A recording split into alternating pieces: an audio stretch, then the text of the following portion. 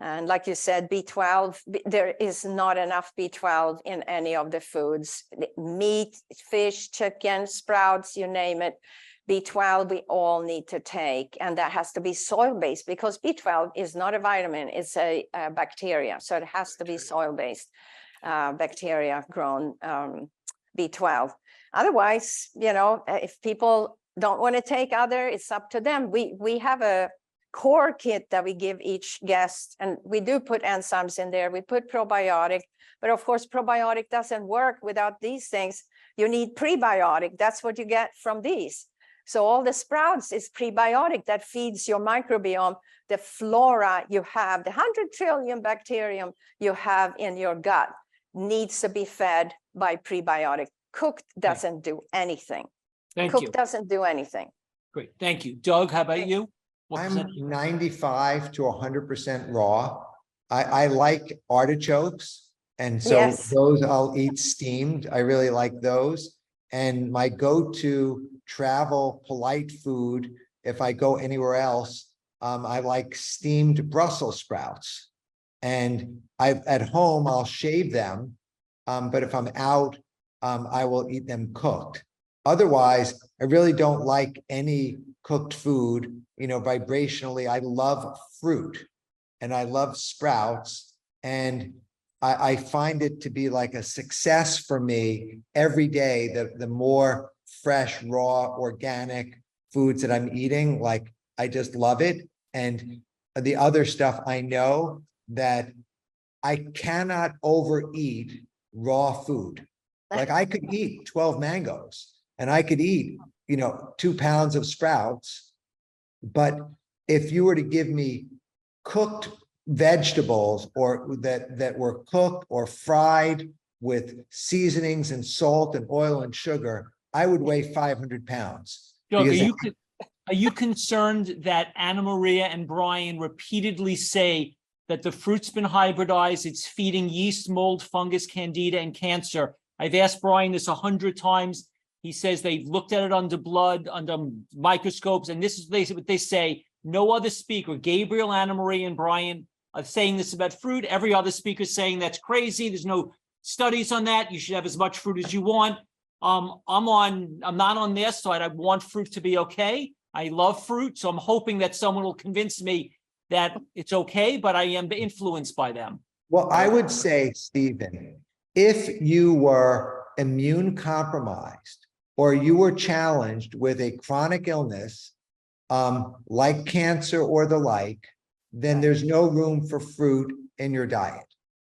If you are, you know, in your 50s and you've been eating healthy and raw without any major chronic illness, like myself, fruit is fine. If I were going into a more intense healing mode, I would go all on sprouts and all on vegetables. So you can get, like, the interesting thing, and I'm about to post this video where I make sauerkraut with raw organic cabbage and celery juice as the mechanism for getting the salt. So I'm using the naturally occurring sodium in the celery to make the celery juice to form the sauerkraut. And there's so much you can do with vegetables. And vegetables are much more steady. You know, you'll be steady.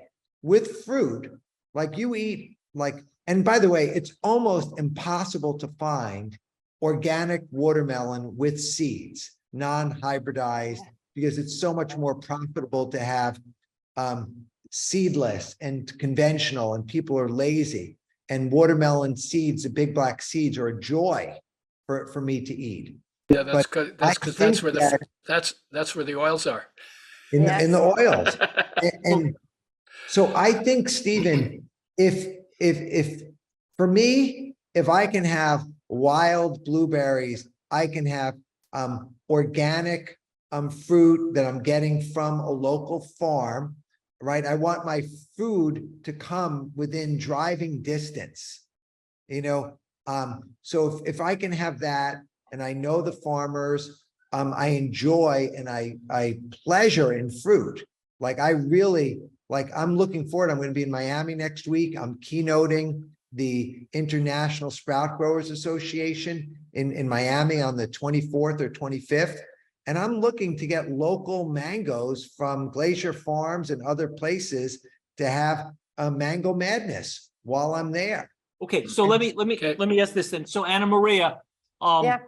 Doug is saying something, as I feel you and Brian have said that even if you're healthy, you want to limit it. So do you feel, it's again, where are you on fruit for people who are healthy? So, we serve it at the Institute. We decided to serve it Thursday and Sunday. And we serve local fruit as much as we can, things that we grow ourselves. And of course, we have told everybody that we feel with our research that is nearly 70 years, that sugar, fructose is feeding problems like cancer, candida. When I used to look at blood under microscope for 20 years. I magnified 10,000 times. And I saw yeast in so many people. It looks like white little cotton ball, the same as you see on food that went bad in the fridge. And imagine, this is microscopic. And you see it, and this is not easy to clean. This takes years to clean. So for a lot of people that have chronic fatigue, they have yeast infections, candida, they have cancer, they have other viral, maybe they have Lyme disease.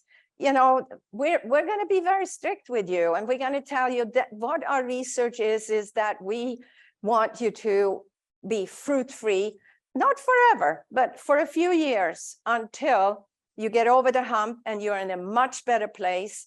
And you will thank us one day. You will say, you know what? Now I enjoy the blueberries. Now when it's time, when it's local and I can pick the blueberries, or they picked right now, that's the perfect time. Human beings could only eat fruit 2 months a year because we did not have fruit. If I lived in Sweden, where I'm from, we only have fruit 2 months a year. We have the apples, blueberries, raspberries. We couldn't eat it. We didn't incorporate or get it into our country a long time ago. We had what we had. So let's say that we have 2 months a year that we can enjoy it if we're not dealing with cancer or other bacterial or viral infections like so many people have today. So that's why it sounds like we're totally against it. We're not against fruit. We're against it at certain time in our life. And you realize that it's hybrid. It's at least 30 times more fructose, more sugar than it was 100 times. And of course, none of us like tart fruit. The clinic I ran in Sweden, we had an apple orchard. These trees were very old. They were tart. These apples were not sweet and nice. Actually, one tree was called transparent apple. You could see right through it. And of course, that's where we all hang out. But I had to pick blue apples from all the other trees, and I stored them in a root cellar for a long time, and they stayed really good. But we have hybrid them. So we don't like tart, we don't like bitter oranges. We like really sweet oranges. So this is what we've done. So we got to be careful. There's a time for everything, and the fruit will come back, and blueberries and all the berries, of course, are the best source, especially to start with. But if you live up north and you have beautiful apple trees and apples, enjoy them if that's where you're at in your life. But sometimes we take a few years off, and that's not a big deal. Okay, let me go on to. So let me go on, dude. I want to go on to the next thing. I'm sorry, it's only a few minutes. So, in terms of oil, if we're at home now, and we've got it tomorrow, we want to get oil. Can we go and buy organic chia, flax, hemp, and olive oil? Is that good enough, or are you saying no? That is, even if it's organic, it's cold, it's in a dark glass bottle, it's still problematic, or are you saying that's okay? You can't find most of the oils that you just talked about that you want to find. You can't find them in glass. Most people use plastic to package their oils, but then the plastic leaches into oils because oils swell plastics and make them even more porous. So there has to be in glass. They should be refrigerated because they're very they're sensitive. So if you want to go and get good oils made with health in mind, you literally have to find them in a brown glass bottle, in a box to cut the light out, in the fridge, in the supplement section, in the health food stores. So if we don't buy that specific, so again, what does a person tomorrow who wants to get oil do? One, they could go get Udo's oil, which is in a box, and if they don't buy your oil, what oil can we get? I mean, I get olive oil from Bariani olive oil. It's in a dark glass bottle. He stone crushes them at low temperature. Is that oil good? Yeah. What's good about that kind of olive oil, it hasn't been damaged by processing. What's bad about it is had 0 omega-3s and only 10% omega-6. And 90% of it is or 80% of it is monounsaturated omega-9, which your body can make out of sugar and starch. So you don't need that in your diet. Okay. So in terms of what's the best oil for us to buy, we go to the store tomorrow, we can look on the internet. Do we want walnut oil? Olive? What's the top, in order from best down the list of what oil we would want to get? Assume we want it organic, we want it in a dark glass bottle. What's the very best types? I would have to tell you Udo's oil, Udo's oil, Udo's oil, Udo's oil. And if you can't find that, then eat the seeds and nuts that the oils are made from.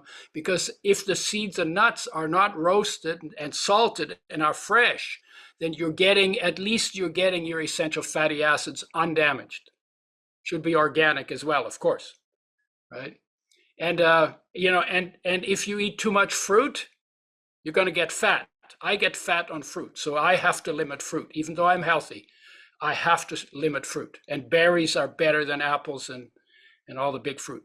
And if we get oil not from Udo's, we go get a good dark glass bottle of organic olive oil or hemp or flax. Is this neutral, or are you saying this is dangerous, rancid, bad? The olive oil might have a little bit of rancidity. The process that's used is different. The damage is not done. That's done to all the colorless, odorless, tasteless oils. But 99% of the population doesn't get enough omega-3s. And you ain't going to get them from the olive oil. So the downside is it's low in essential fatty acids, which is the only thing from oils and fats that you need to have in your diet, omega-3 and omega-6. So olive oil is not a good source of those. But will it hurt you? It'll hurt you if it's a replacement for omega-3 and 6, but if you've optimized omega-3s and 6, then you can eat some saturated fats and some monounsaturated fats, and the essential fatty acids will actually protect you from the negative effects that saturated fats can have when you're omega-3 deficient. And what do all of you have to say about raw olives? Am I trying to include these in my diet? And where do you even get raw olives? Like olives in the store seem to be, I think, pasteurized or cooked. So 1, are olives okay? 2, they have to be raw. 3, where do you get raw olives? And 4, does it matter that they're in salt? I can tell you where you can get raw olives. I was in Spain and in Portugal. They grow on trees. But when you take raw olives off an olive tree, they are so bitter you can't keep them in your mouth. That's why they soak them in lye to get the bitterness out. So getting raw olives, you can't. There's ways you can mess up olives, but raw olives, no, I don't think so. The leaves are as bitter. The leaves of olive leaves are bitter, and olives themselves are super, super bitter. That might be good, but it's not if you can't keep it in your mouth.